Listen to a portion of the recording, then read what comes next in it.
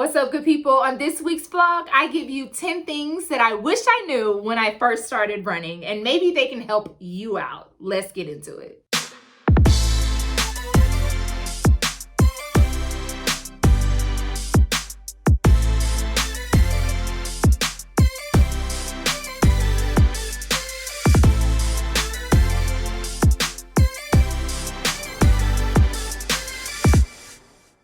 Hey, what's up, good people? Welcome to Miles from India. For my new people to my channel, I am India, and for my returning peeps, what's up and welcome back. On today's vlog, we're gonna talk about 10 things that I wish I would have known when I started running. When I was a beginner, when I was out doing random runs, and also when I was running shorter distances. So let's get into it. No, I'm not alone in this, but most of the time people tell you that you can just, when it comes to running, you can put your sneakers on, step outside your door, and just go running.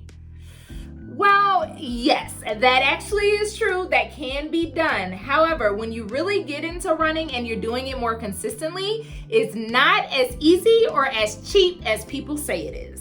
Now, let me put a little disclaimer in the front of this. Running and racing are two different things. So, well, if you run, then if you race, then you run. Yeah, I get that. But there are some individuals that just run casually for fitness or for health or just to enjoy it. However, there are a lot of people like myself that I enjoy running as well as racing. So for me, it becomes a little bit more expensive, and the more miles that you put out there, you definitely, it becomes a higher price tag. So it's not as cheap as people think it is. Listen. You got goo, or just your nutrition on your run, you got sports bra, tennis shoes, all of the products.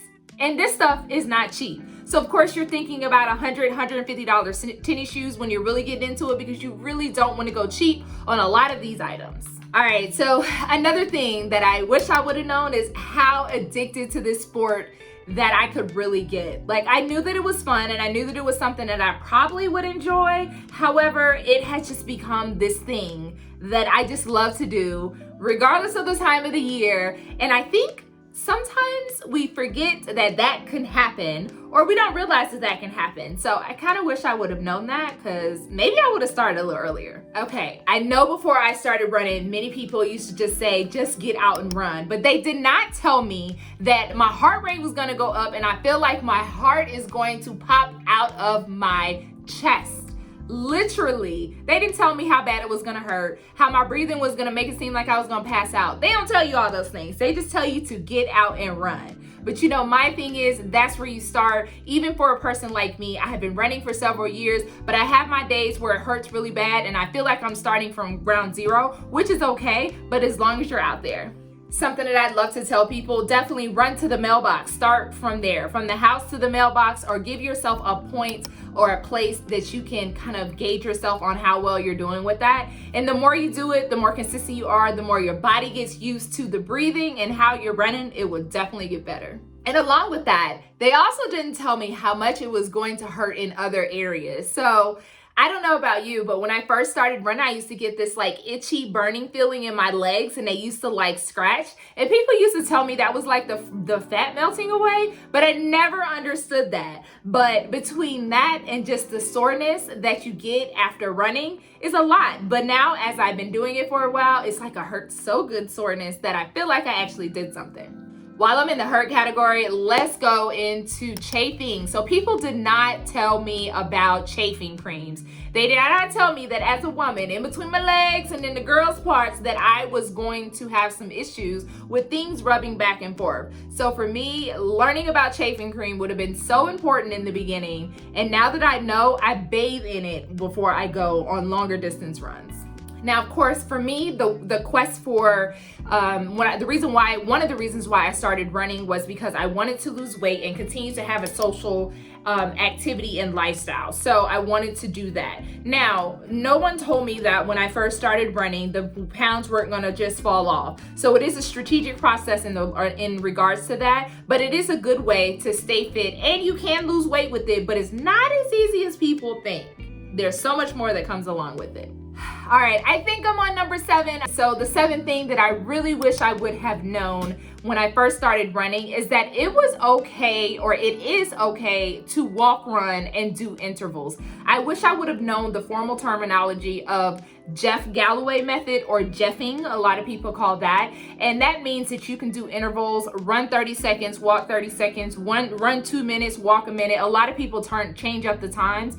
But for my new runners, it's totally okay to do walk, run. Experienced runners like me, I also walk, run, and that's okay. You have to do whatever your body feels and whatever you can do. Now, certain distances I can run without a problem, without stopping. However, it just depends on that day and what the distance is. Number 8.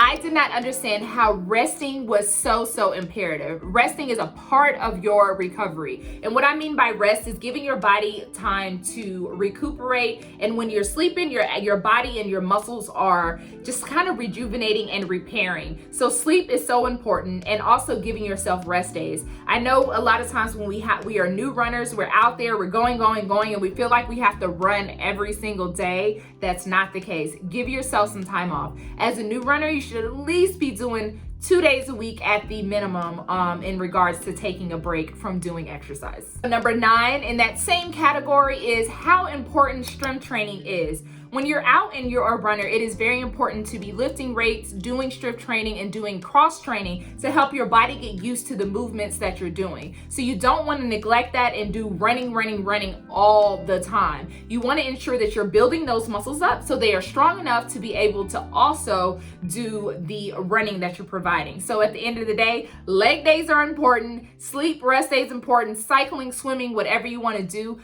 All of those things are imperative. You don't want to just run.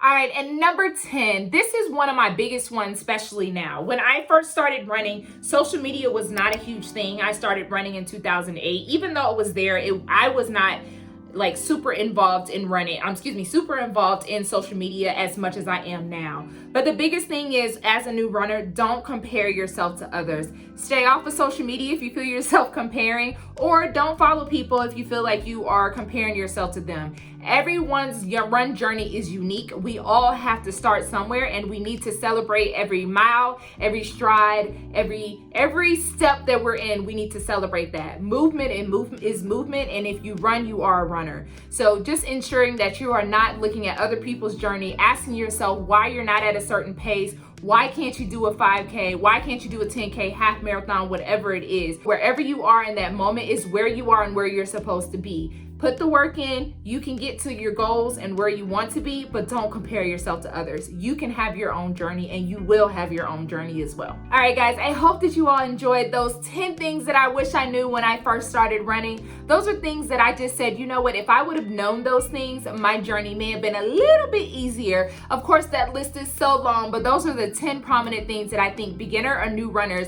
really should think about so that they can have a good, healthy journey into the running world. So if you like tips like that, definitely go ahead and subscribe, like, and share to this channel. I do a new video every Tuesday to this channel, and I'm hoping to be able to do a series for new and beginner runners. So definitely go ahead and hit the subscribe button. I thank you all for coming to Miles from India, and I hope that you all have a great day, and we'll check you next time.